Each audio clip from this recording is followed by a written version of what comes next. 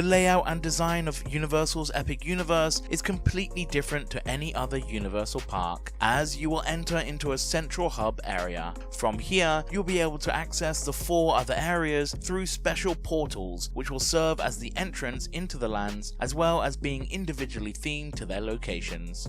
Not only will the central hub area be your way to travel to these amazing lands, it will also feature 2 attractions. The whole area will have an elemental design, with individual sections within the land having an earth, water, fire, air or space theme. At one end of the hub will be a brand new Universal Hotel, which will have an amazing view of all the lands, as well as its own special entrance into the park. The first attraction in the central hub area will be a spinning ride, located in the space-themed area. It will most likely be a carousel of some type and may include some water features. This will be perfect for younger visitors and for those that enjoy a nice relaxing ride.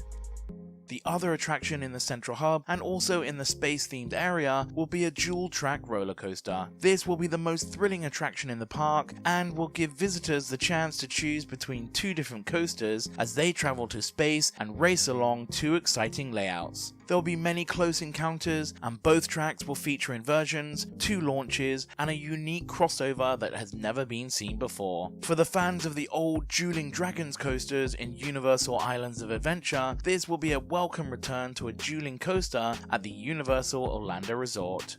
In this area, you'll also be able to find a huge fountain that will no doubt perform shows throughout the day and may even be used to perform nighttime shows, making it a great place to hang out and enjoy the atmosphere. Along with these attractions will be plenty of shopping and dining locations that will continue the elemental theming and will offer something unique to the park. The first themed land that you will come to when walking clockwise around the park is Super Nintendo World. This is the only area that has been officially confirmed by Universal and the land we know most about due to the opening of Super Nintendo World in Universal Studios Japan in 2021 and the previews of the newly opened version in Universal Studios Hollywood that has its official opening on 17th of February 2023. Although 2 versions already exist, there will be many unique elements to the Super Nintendo World in Epic Universe, including a whole new section which will make it the largest of all the Super Nintendo worlds. You will still enter through a warp pipe, but there will be an escalator taking you into Peach's castle before the big reveal of the amazing land. You'll see plenty of Nintendo characters, Bowser's castle, and lots of Easter eggs and interactive features to explore. You'll be able to buy a power-up band and interact with a lot of the environment to collect coins and perform challenges. There will be 3 attractions in the land, starting with Mario Kart Bowser's Challenge. This will be a dark ride that uses AR to enhance the experience of riding in your very own Mario Kart race. You will go through some classic scenes from the game and are able to use items like shells to disable other riders, as well as using the steering wheel to help collect items and coins. The next attraction is Yoshi's Adventure, which is absent from the Super Nintendo World in Hollywood. This is an Omnimover ride where you will board a Yoshi and explore the entirety of Super Nintendo World, as most of the track is located outside. There are also plenty of hidden indoor scenes where you'll meet lots of your favorite characters from the games. This will be a fun and relaxing ride and will be the perfect way to check out the whole land and discover even more hidden Easter eggs. The final attraction will be a Donkey Kong Minecart roller coaster. This will use a new coaster design that will have a hidden track as if to make the minecars look like they are jumping on sections of the ride, making it more realistic to the games. This attraction is already under construction as an expansion at Universal Studios Japan with an opening of 2024, so we will know more about this ride when it opens there.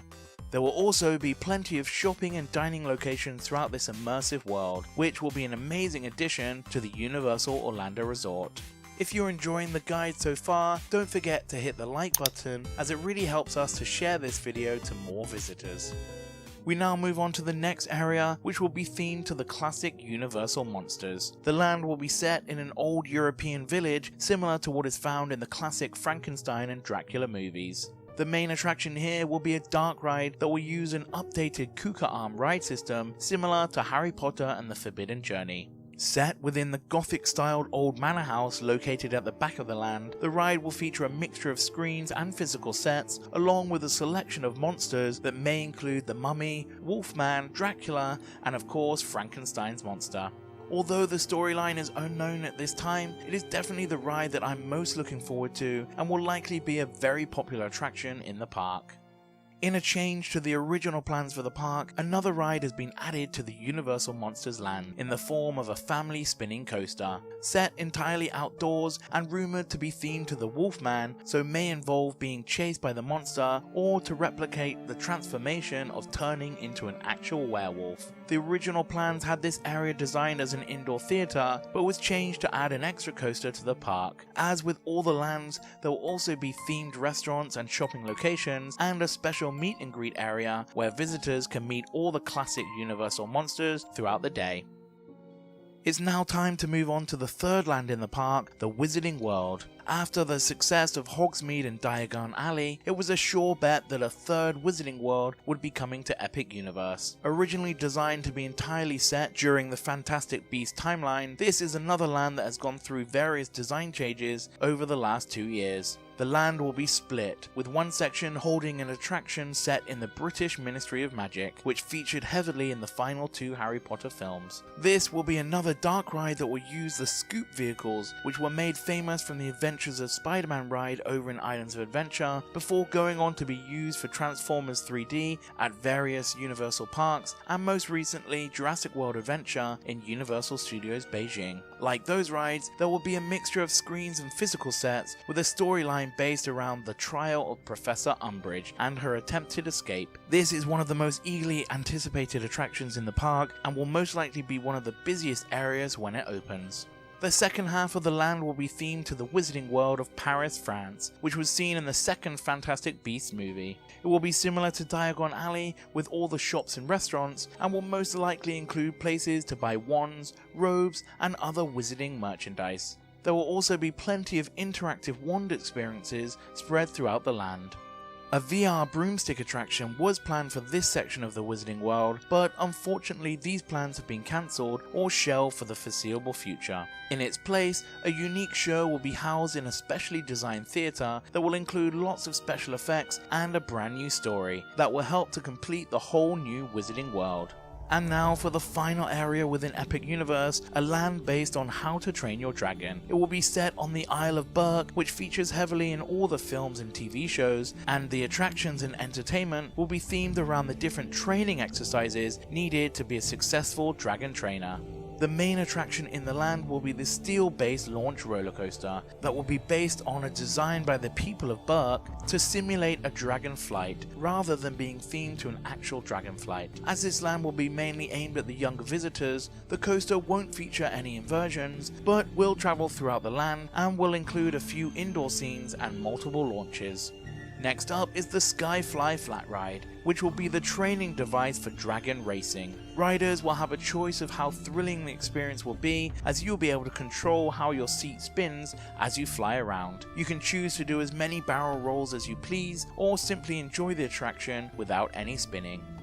The third ride in the land will be a fun boat ride, which will allow visitors to shoot water cannons at specific interactive targets and other boats. Similar to other Universal water attractions, I'm sure there will be a chance for non-riders to take part in the fun, with water cannons located around the ride, giving them the chance to shoot riders and the boats as they pass. This will be a much needed water attraction in the land, allowing a perfect chance to cool down in the hot Florida sun. There will also be a large outdoor play area similar to Camp Jurassic in Islands of Adventure, allowing the younger visitors to climb, explore, and have fun on all the interactive games and environment, which will be a great place for the kids to blow off any extra energy while enjoying the amazing theming. The final attraction in the land will be a stage show, which will be most likely similar to Untrainable, found at the newly opened Universal Studios Beijing. The show features some beautiful special effects with the use of screens, movable sets, and breathtaking puppetry, including an animatronic of Toothless that actually flies around the theatre. This popular show will be a great addition to the land and park. Not only will there be dragon audio animatronics dotted around the land, visitors will also have a chance to meet some of their favourite dragons, including Toothless and Hiccup, throughout the day. So that wraps up all the attractions that will be coming to Epic Universe at the Universal Orlando Resort, which will be opening in the summer of 2025. This is a park that many fans are most looking forward to, and which will not only increase Universal's slice of the Orlando theme park pie, it will also increase the competition of the nearby Walt Disney World, which is only a good thing for all theme park fans, and may lead to Disney putting more investment into the resort.